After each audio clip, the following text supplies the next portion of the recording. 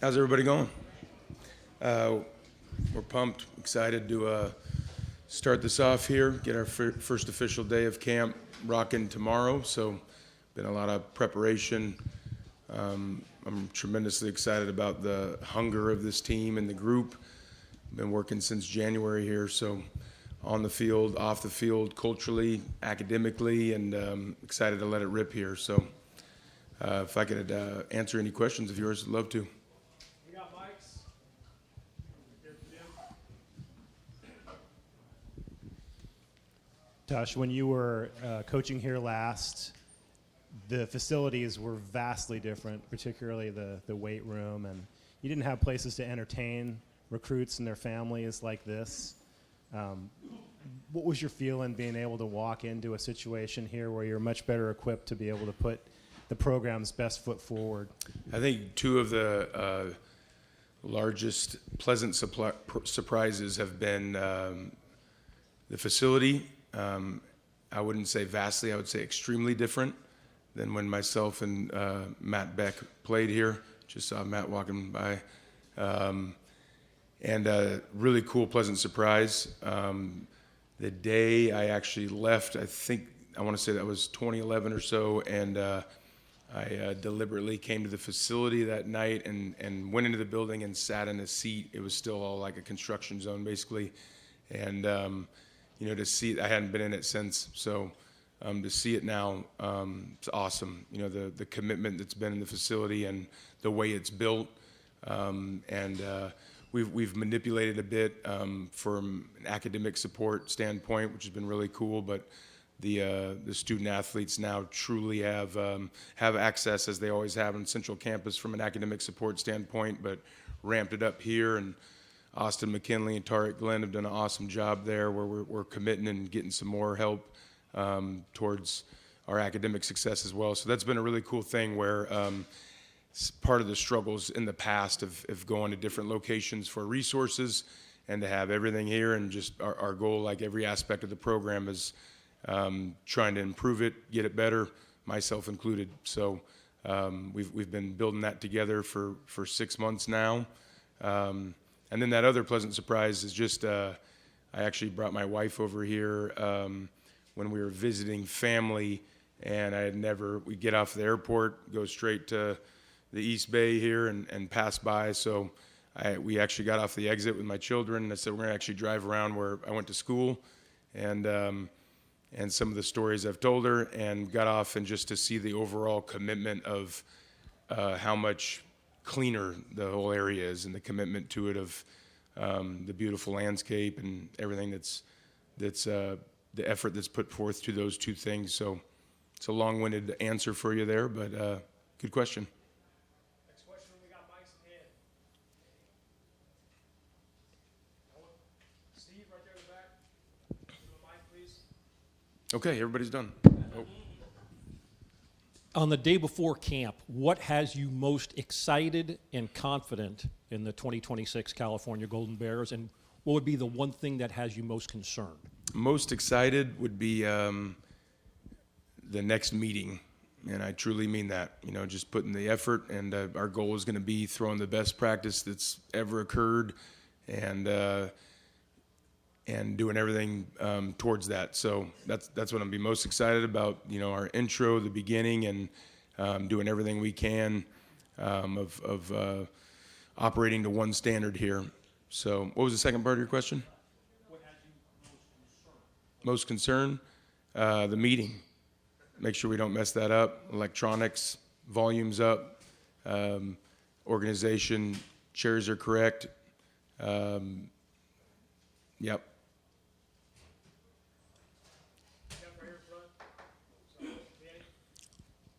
Tosh, a lot has been made about you, taking the job and flying back to Hawaii to pitch Jaren on staying. How important was it for you to make that effort, and how worried were you that he might look elsewhere? So this question has probably been asked, I would say this right around 100 times. So honestly, there's just not much thought that goes into it. We're 6 months in here. Jaren's been rolling here, self-improvement. Very thankful to have him here. And I just honestly think just go watch the other 99 times I answered it. And, it's so far, and it's 6 months ago. So thankful that he's here. He's an incredible part of our future, and just as good of a player he is, just as far as a character standpoint, his commitment.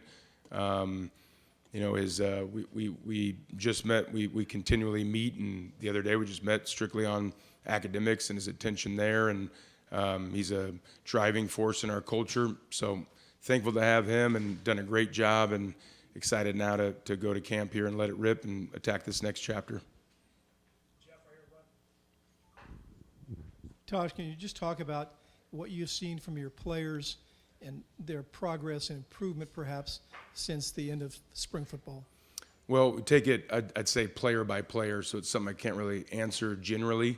But part of our exercise as an organization is there's really 10 aspects that we attack and attempt to improve, and do a cool exercise where our entire organization, the expert at that category, does a rating system that we brought over here from the NFL draft, and that's how we really gauge the best version of you, and attempting to climb towards improvement every phase. So again, from every aspect you can think, from nutrition, academics, football, of course, strength and conditioning, spiritually, equipment, career engagement, professional development. I don't know if I neglected any of the 10 there, but we're gonna approach every single aspect, and trying to build great young men as we build great players. So every player is individually assessed, so that way ultimately we can if we do have someone that's in a lower grading, then we can really attack why, and try to raise those ratings. But you're seeing them embrace that, and you're seeing progress from that? Absolutely. I'm very pleased on the overall group's hunger, and answering to what we've asked of them as a staff, and just really adapting to a cultural change. And that's by no means saying that this was a poor culture in the past. It's just more of a new culture. And so very thankful for the guys that have adapted to what we're asking of them, and attacking the process.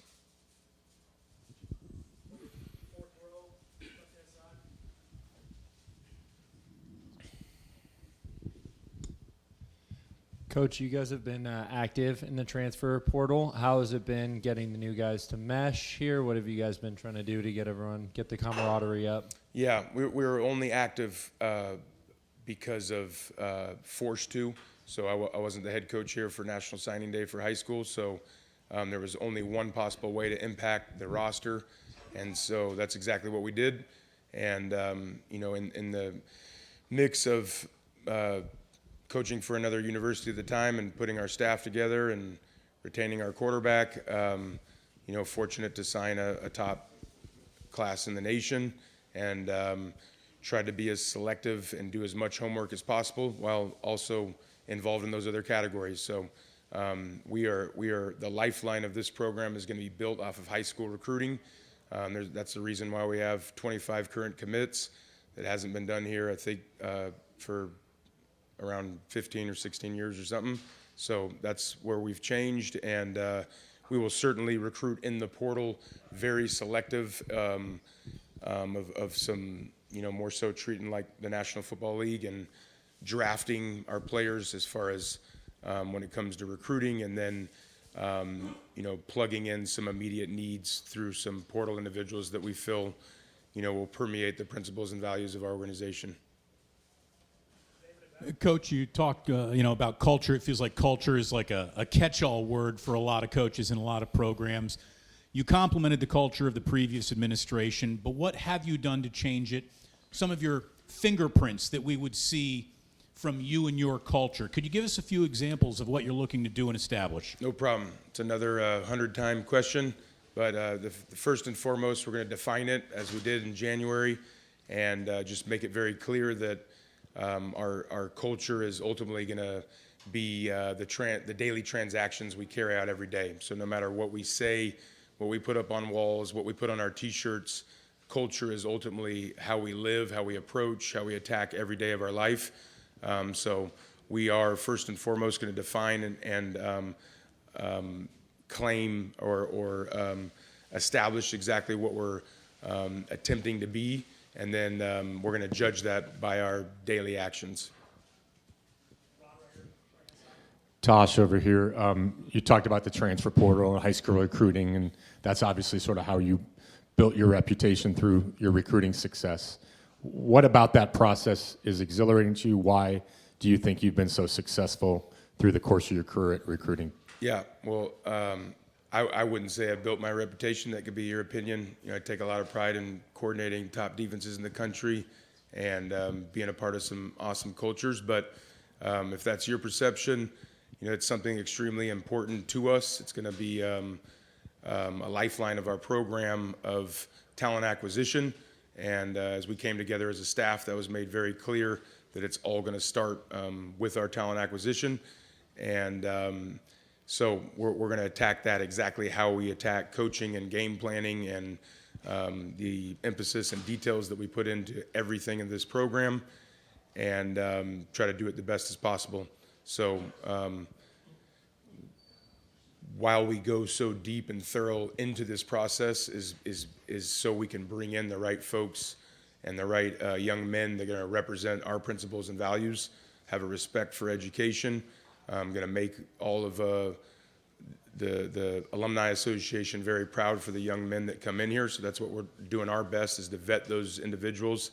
You know, obviously in the transfer portal, when you're doing 24-hour visits and you have 10 days or less to make those decisions, that makes that tremendously harder. So while we've committed the way we have and are currently sitting, you know, somewhere around a top 15 regarded class in the country from the high school ranks and JUCO ranks, is so we can do a thorough process in truly investigating, you know, the character, the academic report, family, and everything that we're looking for that's going to join and hopefully not just join our culture, but drive our culture. Hey, Tosh, Chris from Chris Talks Cal over here. If we wind the clocks back to 2005, we've got you in the peak of your powers. Could any of the guys on the current offensive line have checked you one-on-one? And who would have given you the toughest matchup? Yeah, I think they could. Our entire O-line was drafted or made an NFL roster, so it's awesome battles. And, you know, back to those times, that's the perception I have of this place, where we were winning the conference and a top 5 team in the nation and having a lot of success. So that's my perception of Cal football, and that's you know, my right to refuse anybody else's perception, and we're doing our best to climb towards that direction, you know, every day here. And how about the current O-line? Which of them could have checked you in your prime? I'm not sure. You know, we don't have any one-on-ones planned, but we do have things out there where coaches do get involved or have competitions, so you never know. Coach, you're going into a season now as a head coach. What's been the biggest difference compared to going into a season as a defensive coordinator? Yeah, just certainly the versatility, you know, of what's asked of you, you know. So in this landscape of college football, no secret of the importance of the NIL commitment and now the creativity of what supports that. So we've had a huge win here of we were the first, I think we might still be the only ACC team to have a corporate sponsorship here now with Dialpad, and see the likes of Notre Dame, Ohio State, and LSU, and some other programs doing the same, and just being involved in as much as possible to help in any way, you know, where the U Club right here is in the process of being branded, the Field Club, our field, where we already have one of those and potentially more to come, and all of that for a reason that helps from a corporate sponsorship, what's ignited for our private commitment as well, in those regards. So to do everything we can to narrow the gap and study programs that done at an extremely high level, such as a team like Indiana that's committed to that, and doing our best to stimulate that here and involve such a powerful alumni association. So that's I've traveled to LA, San Diego, Orange County, all over the Bay Area, New York. Myself, Ron Rivera, of a war cry here to understand of what this alumni association is actually capable of, and both from a private contribution standpoint, but huge focus on a corporate sponsorship standpoint. Currently in the process of evaluating branding our stadium as well, and just be enormous assistance towards our success, where we can continue the momentum and the exciting times right now with our program. So if we can get that done, it's going to be very exciting and put us in a position where we're not just fighting tooth and nail to narrow the gap, but to actually be in the position to, I'll just say, speak differently. Coach, up here, how do you go about setting goals for this season? What are the goals and your expectations for this season? Yeah, we really identify 4 phases, and then the 5th being fall camp that we're entering right now. So 5 total phases, and really live the process. I think everybody here has the mindset now of more so zooming out and then zooming in, and not the other way around. So it's great to establish some long-term goals, but more so every day we wake up attacking how we get there, and that's how we treat it. Go back here on the left-hand side. Hey, Jesse, right for Cal. Coach, can you tell me a little bit more about installing your first offense and how you wanted to approach that as a defensive coordinator, what you'd seen in the past that you liked and didn't like, and how you went about setting that up for the first time? Yeah, it's awesome, man. It's what's so exciting about the transition of coordinator to head coach is the first opportunity to get involved in that.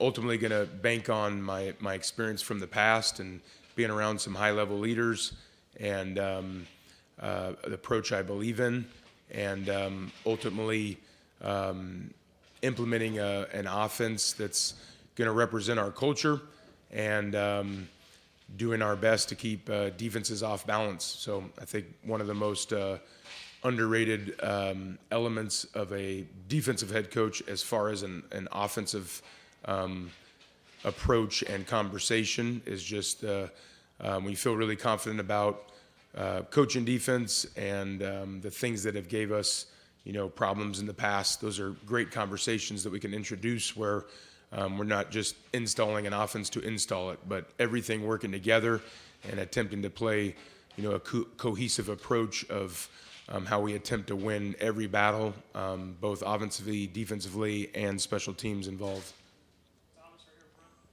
Tosh over here on your right. You mentioned earlier that what's asked of you is different when you walk in as a head coach versus being a coordinator. What, if anything, did you learn about yourself through that process and being the face of an operation? Well, it's been a great challenge, and that's what I love is seeking challenge and not comfort. So when you get into the conversations of trying everything humanly possible to throw a concert in here, and so you get into a lot of details that's prevented that. And in 1990 was the last time we threw a major concert here. It was Paul McCartney. You can imagine that time in 1990, what all of our salaries were. Over $30 million was gained post costs. There was 118,000 tickets sold, I believe, and we haven't had a concert since. And so those cool things like that, I maybe I don't have a whole lot of interest in learning, but I'm forced to, and it's exciting, as a challenge. So believe we have a concert scheduled that's on the books, and excited about that, and just growing from there. And again, not so much for the interest of hearing great music, which I love, but the strong interest of what that does, from a allotment towards Cal athletics, and then from there, what we can do to increase the revenue here and then distribute amongst our entire campus, support all our athletic programs, and much more importantly to me, the place that I went to school, of what that's going to do from a support standpoint, from the engineering program, the Haas Business School, the #1 rated math program in the country, a top 10 law school, the residual effect it does when the football team and this venue is a very exciting venue. You know, professors, students, student athletes, they want to be a part of that. And so that's our mission, is to collectively, you know, and collaborate, work together to create the most monetizing possible and exciting venue. Of course, including the 7 home games we have here as well. You know, starting September 5th. Hey, Tosh, all the way here in the back, Alex Simon from SF Gate. You just brought up the concerts. I can't imagine when you pictured being a head coach, you would be thinking about that at any point in your career. Between that and even all the travel for the fundraising efforts, why have you felt it is important for you to be a part of those and kind of be a face of that movement? Yeah, I mean, no disrespect, Alex, or maybe it's my fault for not communicating, but I thought I'd just, from my heart, poured that answer out. So once again, why it's so extremely important is, if you know we're you know up against the landscape of college football, where multiple you know NIL salaries are operating of $45+ million, and so narrowing that gap, you know, and we don't have to get to that range, but to be able to be in position to compete, you know, when it comes to talent acquisition, all the things that just noted about. It starts first and foremost with the character assessment academically, and then of course athletically. So when we have an NIL allotment, it starts with what the school commitment is to us, right? Then from there, private funding, corporate sponsors, and all these creative way to create revenue, that all adds up, right? So when we can combine that collectively and get enough people excited, so much more than just, you know, a former Cal football player, but the 15+ billionaires that have graduated from here, all the, you know, the being right here in the #6 highest media market in the country, what's right out here, including across the bridge of 44 Fortune 500 companies, when we can tap into 1, 2, 3 of those, you know, that has the ability to change a program's trajectory. And so that's why, you know, of understanding if our revenue increases, if our NIL allotment increases from all aspects, you know, there's a huge cumulative effect there where we can compete at the highest level. You know, so we're being extremely creative here. Fortunately, recruiting a lot of high character individuals that can see the long-term play and the approach. But ultimately, you know, when we're having those recruiting battles, if you're not coming within, you know, 3 times the offer of someone else, that's you could imagine how you would advise probably your child in some of those tough conversations. So that's why. Hi, Tosh. Chris Alvarez from ABC7. Thanks for doing this, by the way. You were talking about when you played and the vibe and where you guys were ranked. To now be the head coach and getting it back, what do you envision? What was the vibe back then in the Bay Area, and what do you envision it now being, if you can get your program where you want it to be and being the leader and walking up and down the sidelines?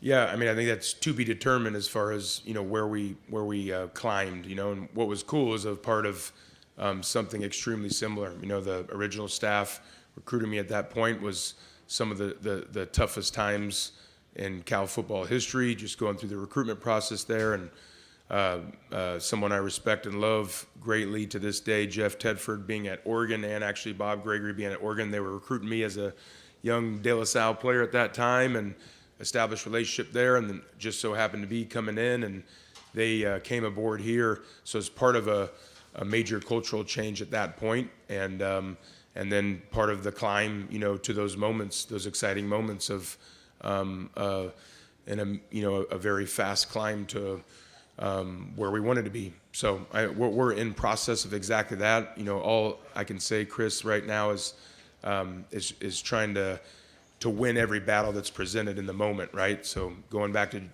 January, what's been brought up 100 times over of, you know, the portal approaching and the current state of Fernando Mendoza leaving, Jaron being in that tough situation of having, the multiple opportunities, and to win that battle. Next step, right? Assemble an elite staff, right? Feel very confident that we did that. I'm very excited about where our staff is. One, from a schematic standpoint, but from a togetherness, from a culture standpoint. Then, of course, what we said, climbing in, attacking the portal, signing the highest portal class in the portal history of Cal. Now where we're at in phase 5, approaching camp, and where we're at from the high school recruiting standpoint of having the highest regarded recruiting class, in 15 years from a high school standpoint. Next challenge is our nutrition, closing out our academic semester here on August 14th. Completely changed our entire camp schedule to support the academic support and build in over what the NCAA actually allots you for a rest period just for academic support. Closing that out, and then from there, we'll be in that second half of camp stage, approaching our first competition. So that's the goal. Is whatever's presented to us, let's go win that battle right now.